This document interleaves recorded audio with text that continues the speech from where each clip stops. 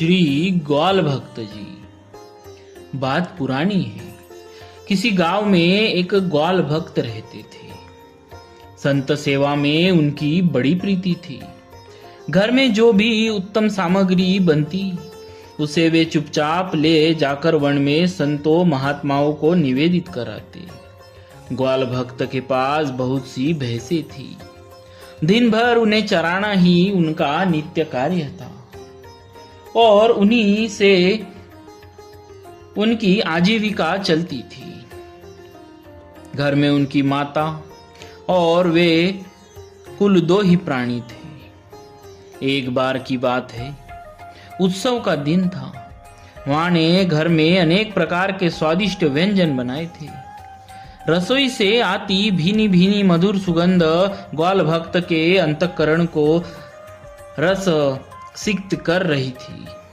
वे सोच रहे थे कि मां कब भोजन परोसे और मैं कब लेकर जाऊं। जब उनसे रहा न गया तो मां से बोले, मैया तुम मेरे लिए पकवान अंगोचे में बांध दे, मैं वन जाकर खा लूंगा। आखिर भैंसे भी भूखी होंगी, उन्हें भी तो चराना है।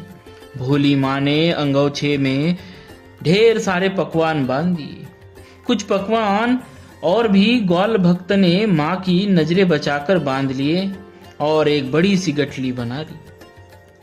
आज घर पर उत्सव होने के कारण वन जाने में विलंब हो गया था। बाहर द्वार पर बंधी भैंसें भी रमा रही थी। ग्वाल भक्त जी ने शीघ्रता पूर्वक भैंसों को बंधन मुक्त किया और सिर पर व्यंजनों की गठरी रखकर चल दिए वन की ओर। वन में पहुंचने पर जब भैंसें चरने में मग्न हो गई तो आपने सिर पर गठरी उठाई और भैंसों को छोड़कर चल दिए संतों के आश्रम की ओर। वहां पहुंचकर संतों के चरणों में शीश रखकर विनय की कि प्रभु, घर में उत्सव होने और अकेली बूढ़ी मां द्वारा ही व्यंजन बनाने के कारण देर हो गई, कृपा कर क्षमा करे, क्योंकि बिना आप लोगों के प्रसाद ग्रहण किए मैं भी सिद्ध प्रसादी नहीं पाऊंगा। ग्वाल भक्त जी का ऐसा प्रेम भाव और ऐसी निष्ठा देखकर संत लोग भी गदगद हो गए। भला हो भी क्यों न, इस भाव के तो भगवान भी भूखे रहते हैं। संतों की पंगत बैठी, सिय हरि नारायण गोविंदे के कीर्तन हुआ, बड़ी जय बोली गई। फिर सबने धीरे धीरे प्रसाद पाया। जब सब संतों ने प्रसाद पा लिया तो श्री ग्वाल भक्त जी ने सब पात्र धोए और स्वयं भी सीध प्रसादी पाई और तब पुनः वहां आए जहां भैंसों को चरने के लिए छोड़ गए थे। वहां आकर देखा तो सभी भैंसे गायब। हुआ यह कि जब ये संतों के पास चले गए थे तो चोरों ने भैंसों को बिना चरवाहे के चरते देखा और हाक ले गए। ग्वाल भक्त जी ने न तो भैंसों की चोरी का दुख था, न ही संत सेवा करने का पछतावा। समस्या सिर्फ यह थी कि भैंसों के बारे में मां को क्या बताएंगे, पर उन्होंने उसका भी उपाय सोच लिया। रोज की तरह शाम को लौटकर आप घर आए तो मां ने पूछा, भैंसे कहाँ है? भक्त जी ने सोचा कि सच्ची बात बता देंगे तो मां को बहुत दुख होगा। जब जब मां को भैंसों की याद आएगी तब तब वह मुझे डांटे फटकारेंगी, साथ ही संतों को भी चार खरी खोटी सुनाएंगी। इस तरह नित्य का क्लेश हो जाएगा। अतः उन्होंने सच्ची बात छिपा ली और बोले, मां, एक बेचारा गरीब ब्राह्मण भूखों मर रहा था, मैंने सब भैंसें उसे दे दी है। वह भैंसों को चराएगा और दूध से घी बनाकर इकट्ठा कर लेगा तथा छाछ मट्ठे से अपना काम चलाएगा।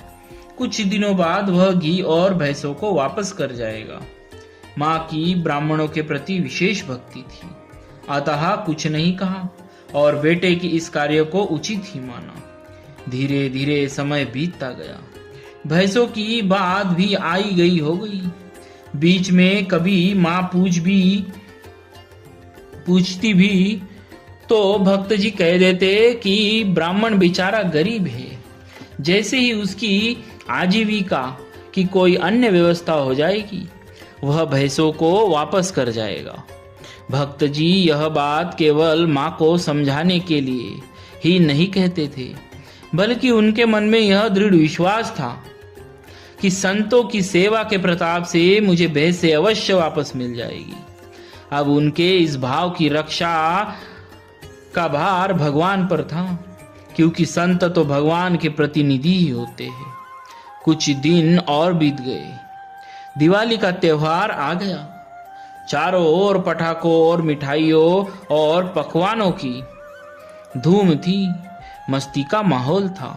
भगवान की प्रेरणा चोर भी उत्सव की धुन में उन्मत्त थे।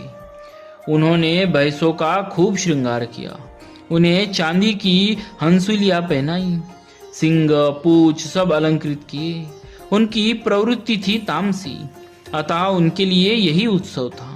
रात भर आतिशबाजियां और पटाखे छूटते रहे। अचानक किसी बालक ने भैंसों के पास जाकर पटाखे की एक लड़ी जला दी और वे चारों ओर धाए धाए करके दगने लगे। भैंसों के लिए यह एकदम नई स्थिति थी। फिर क्या, वे सब रस्सी तोड़कर और खूंटे उखाड़कर भागी। भक्त जी की भैंसों ने कुछ दूर जाने के बाद भक्त जी के घर का रास्ता पकड़ा और उन्हीं के पीछे चोरों की अन्य भैंसों ने भी अनुसरण किया।